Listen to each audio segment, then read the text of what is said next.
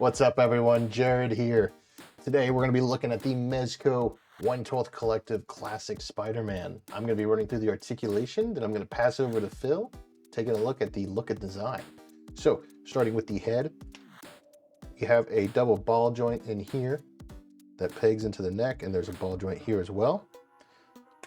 So you're going to get about this much movement upwards, that much movement downwards. Pretty good amount of upward movement, but not a ton downwards. You get some attitude tilt out of it, of course, which will be necessary for Spider-Man. Go into the shoulders. You can get a little better. You can actually get much better than 90 degrees at the shoulders. I think there's a tiny butterfly joint in there. You're not gonna get a ton of movement out of it, but it's something. You have a bicep swivel. Double jointed elbows. You do have a ball peg at the wrist that will swivel and hinge, so that's good. Now the torso, this upper part feels a little tight. I think it's a diaphragm, so you've got a ball peg down here and a ball peg up here, so it'll bend in two spots. For me, this is only about as far as he'll go forward, but he will go back quite a bit actually, so that'll be good for some poses for sure. I wish you could get a little more downwards, but it could just be mine. It feels very tight, so maybe if that changes at some point, I'll update the video and we can, double check that. Going to the legs, it's actually nice to have a Mezco where you can pretty much hit the splits very well here. That's good. You're going to get about this much movement backwards. Pretty nice kick upwards. That looks good. Double jointed knee. Very nice there. There's no boot swivel, but there is a thigh cut. Actually, no, there actually is a boot swivel. Look at that. And then you get the classic Mezco ankles. How will they fare? Well, they're gonna go up about that much. Back, not really much at all. And the pivot is subpar. Okay. Give that pivot a 5 out of 10. Well, hope the rest of the figure doesn't score that well. But yeah, there is the articulation for Spider-Man. I'm going to pass it over to Phil. I'm going to talk about the look and design. See you guys there.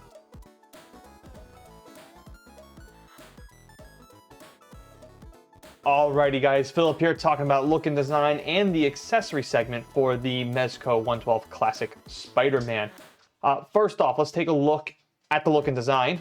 Specifically, I want to talk about his suit right here. So, it does look good. It looks like Spider-Man. We also get some weird design choices from Mezco here. So, starting off with his head proportion, it just seems like it's a lot bigger than it's supposed to be. It looked like his head should have been shrunken down just a little bit more. His bare head, and we'll talk a little bit more about that in the accessory segment, you guys can see, I guess it kind of would make sense without the mask. Head size looks a little bit more proportional. I think the mask version should have been the same size as this one as well. I think his head just a little too big for his body here. Also, design. The suit design, it gets bunched up everywhere. You saw as Jared was going through the articulation segment, when we get bunched up, crinkled up suit all the way over this. Now, the only thing that would have made sense on why they chose to make the suit that way is so you can finally get a full articulated, because he is Spider-Man. You kind of want him, so maybe you guys can comment down below if you guys feel like this was a good choice for the suit or not. Because as you guys can see, even when you move the legs, stuff like that, I mean, we get the crinkled up suit everywhere. I don't like the way that looks. It's not a good design. Furthermore, design. Stitching. Why is Mezco doing their stitching like this? Now, some of you may say, oh, Mezco always does their stitching like this. No, they don't. Give me 1 second. Here is Mr. Fantastic, and I also looked at the Human Torch. This is Mr. Fantastic from the Mezco Fantastic Four set. You can see the back with the belt. No stitching there. We just got the classic butt stitch. Also, too, with his suit, you guys can see we don't get a lot of crinkled, even for someone who's, more quote-unquote flexible. The suit design here, much better, and also to his body size. Look at the body. He looks like a man. The proportions on this guy, a lot thicker than Spider-Man. If we even go heel to heel, Mr. Fantastic a little bit bigger. I think like the proportion for Spider-Man, this should have been the proportion that Spider-Man was in. Not this, slim down boy face. Now, if you're saying to yourself, well, that's just one example, they haven't done stitching like that, maybe it's just with Spider-Man. Here's the Mezco Power Ranger. Both Green Ranger and the White Ranger have this stitching. And you can already see, after you do a lot of posing, the stitching comes undone when they do it like this. So my theory is, over time, even with Spider-Man doing all the poses, you're going to start getting stitching that's going to wear down like this. Not good, that's a bad quality design from Mezco. Also, too, you can see Green Ranger's suit pretty tight on him as well. Good proportion for the size. I think Spider-Man, like I said, if you look just side by side as far as proportion goes, like just not good sizes for Spider-Man. So that's look and design, that's one thing. Let's talk about some accessories. How do the accessories fare? Well, for starters, we get a bevy of hands. Here's all his hands. I'm not going to take them all out individually and show you, but you guys can see the bevy of hands. We get a lot of good classic Spider-Man poses, hands out, web and shooting hands, all that kind of stuff. Really good. There's 2, 4, 6, 8, 10, 12, 14, 16, plus the 2 he has, 18 set of hands. Really good amount of hands. We do like that. We also get his tiny web drones. I did not take these out as well because they are very tiny pieces. Don't want to lose them right now. Also, too, we got a nice web shield. So we do get some very unique accessories in here. We also get the photographer that is Peter Parker. So we get some camera, really good. You also get another camera, and you can see, too, very bendy. So you can do whatever you want. Actually put it around his neck. We also get an extra strap. We get his loose mask all crinkled up in his that you can put in his hand. We get we get a newspaper. That actually says too, Spider-Man's identity still a mystery. So you get a nice little newspaper there. We also get a web that you can shoot on someone's face. I do like that. And here's where I think this thing actually shines. Mezco actually did a very good job with their webs. They're very bendy, very wiry. You can get any kind of shooting web slinging pose you want out of this. Good length, good design there. I think that's actually where this thing shines the most, to be honest with you. We also get the classic web that you can put around his wrist to shoot out. We also get more webs. So we get a bunch of nice webs, which is really good. I think this is something that Mafex has fallen short, and Mezco did a little bit better on the amount of web accessories that we get. We also get a web backpack. And this giant that's not in the video right now is this web parachute. Okay, it's okay, honestly. I could have done without this, to be honest with you guys. I mean, this wasn't something I was clamoring for, but again, you guys can comment down below if that's something you guys care or care not about. And then, of course, we get his Spider Sense Artingling. Pretty good there. Last but not least, alternative heads, eyes wide. Of course, I already showed you, but here it is again, bare mask. Another thing, too, I'm going to put up some side-by-side of the actual comic version. I'm going to put the side-by-side right up here. The actual comic book versions, none of them look like Peter Parker. This is something, too. We've seen Mezco. They've done better with their sculpts. I think this sculpt kind of falls a little bit flat, a little bit short. Again, you guys can comment down below if you think, yeah, I'm right or wrong. Here's another one with the half mask, half, and again, I've got the glasses. Again, not the greatest, but okay. So those are all the look and design segment. That's all the accessory segment. We're now going to move over to what we call our final verdict, and we're going to grade Spider-Man on a grading scale of 1 to 100. Let's see how well Spider-Man does in our final verdict.